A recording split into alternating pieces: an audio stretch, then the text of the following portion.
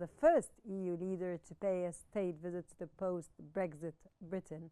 Does Macron's trip signal a strategic recalibration between France and the UK, or is it merely symbolic diplomacy?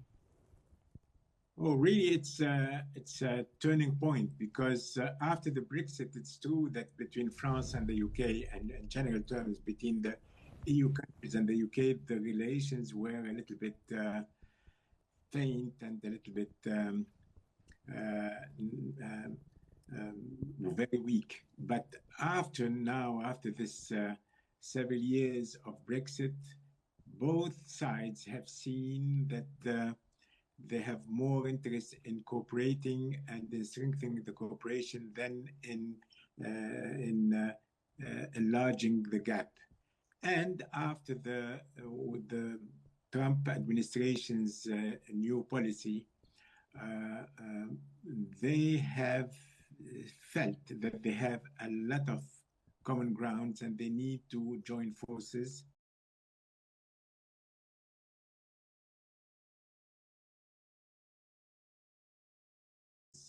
And particularly, we have to remember that both countries are the two sole countries that they have the power of using the nuclear bomb. So they have a very strategical position if they join forces, they have a very great weight in determining the relationship and the geostrategy globally from a European continent point of view. Not only the EU, but the EU plus the UK post-Brexit. So they have this interest, and and this is why the symbolic aspect is that the President of the Republic is welcomed by the King of Great Britain. Of the United Kingdom, sir. Yeah, of the United Kingdom, and yes, I was going to say Great Britain and Northern Ireland, the United Kingdom, but also there will be political talks, and there is a very converging points of view to strengthen the relationship on a political side, on a diplomatic side, on an economic side, cultural side. So there is common grounds now for going further and strengthening these relationships. Dr. Darwish, with King Charles welcoming Macron in a rare display of royal diplomacy, how significant is symbolism in rebuilding trust between Britain and France after years of Brexit tension, sir?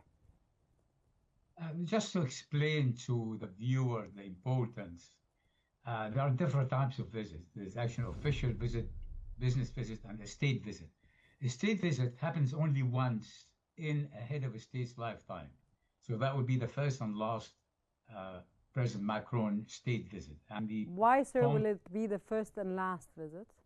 Because a state visit only happens in once. A head of a state's lifetime. That's it. That's the British protocol going on for hundreds of years. That a king or the queen will invite the head of a state only once during their reign. And to emphasize that, when the plane arrived at Northolt Airport, which is a military airport west of London, there was nobody from the government, no Stammer, not a single minister. They were all stayed. There was the Prince and the Princess of Wales representing His Majesty the King and representing the states. There were the armed forces, there were the Lord Chamberlain, there were the These are actually states titles and names. And going on an open carriage pulled by horses is always a symbol of a state visit, or where an ambassador presents their credentials. So that's part of the state itself. As for because the last state visit happened 17 years ago when President Sarkozy came in 2008 for a state visit. And as you correctly said, and the colleague from Paris said, it's actually the first European head of a state in a state visit since Brexit. Now, this is quite important because the relationship between Britain and France going back hundreds of years, it's a love and hate relationship fought long wars, but we fought war against each other and fought wars next to each other. The last military operation were actually in Libya during Sarkozy's time. The other ones with the liberation of Kuwait and the first Gulf War and so on. So it's quite a history of hostility and cooperation. And there is quite a lot in common actually with the King Charles, especially on the environment and green energy and so on. Sarkozy and Macron is quite hot on that one. The government usually push its agenda through state visit, although when I asked this morning in the lobby briefing, the Prime Minister's spokesman and Downing Street people had the King's speech going to be delivered later in the state banquet actually being discussed with number 10, and they just did not answer, and they said it's actually the palace and the King speech there. But certainly on the political level, the first time they will meet with Prime Minister Starmer this afternoon, just about now, the President will address both Houses of Parliament in Westminster Hall, invited by Sir Lindsay Hoyle, who is the Speaker of the Parliament of the Commons. And that's quite an honor. Actually, not many people do that. And in fact, it was the last time President Trump came here, the Speaker then was quite left-wing and did not invite him, which was quite an embarrassment. So this time it's quite a high profile.